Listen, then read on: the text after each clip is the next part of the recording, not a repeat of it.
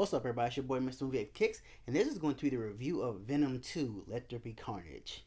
So, I just left the theater from seeing Venom 2, Let There Be Carnage, and basically Venom 2 basically picks off exactly where the first Venom left off, where Eddie Brock and the symbiote are basically kind of terrorizing one another, kind of protecting San Francisco, but not really. As we left the last part of Venom 1, where we know where Venom ripped the guy's head off, you thought he was going to be more of the protector, but Eddie Brock kind of had a different scenario in his head of how this relationship was going to be working. The very beginning of the first part of the movie is a lot of them bickering, going back and forth with one another about who to eat, not to eat people, how they can and cannot act. And then the second act deals with the second half of the movie basically takes part of Cletus Cassidy's character, Woody Harrelson, who is a serial killer who has this obsession with Eddie Brock, him being an investigator journalist, coming back and forth, giving him information of all the people he killed, and Eddie actually kind of tracks down all his missing bodies and becomes more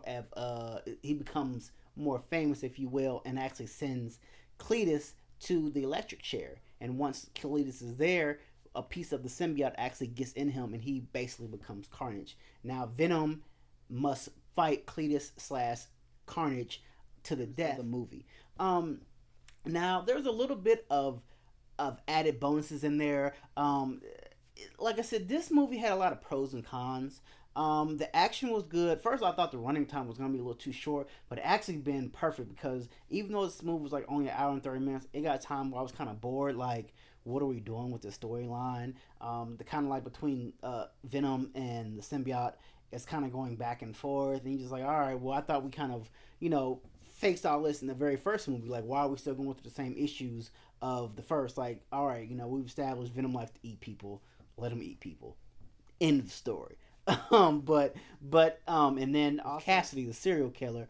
I really like Woody Harrelson's character. Woody Harrelson always plays a very good role, but only thing I didn't like about him, he had like almost an additional love story on his side. Kind of, I won't go too much detail about his side of the story, but it kind of lagged on, but you kind of understood why they kind of added in there to give it kind of like more of a different element. But when those two kind of came together at the end for like the last fight scene, I will say it was dope. I really, really, really did like the last fight scene. Like I said, it was missing a couple things. Like I said, the fluidity of the movie was kind of just okay. But Eddie Brock's character, Venom, was hilarious. I love Tom Hardy. He's a good actor. I would have loved the rated R rating of this. I thought it was going to be rated R, but apparently it never happened. So it is what it is. But the one thing that I really loved about this movie, what it did was the end of the post-credit scene, which was amazing. I'm gonna talk about that after this. I'm not gonna ruin it for you. If you guys have seen it or want to see the spoilers, I'm gonna give it to you in a little bit after this. But if you guys like movie reviews, TV show reviews, sneaker reviews, think about subscribing to the channel. For like what you saw, please give me a like. I've gotten a lot of new subscribers. Recently I've gotten like 70 or 80 new subscribers, which is almost unheard of for me. Thank you. Welcome to the channel. I review movies, sneakers, TV show, anime, things of that nature. So if you love that, please subscribe. Please send this to people. But for those who do not want to know the spoilers at the end of the post-trailer, at the end of the post-credit scenes, please leave now. Everyone else, drop those comments, and I'll talk to you guys later. Okay, so now the end of the post-credit scene is amazing. It was so subtle, but it gives us so much. Now, I think this goes to show how good Spider-Man's new movie is going to be.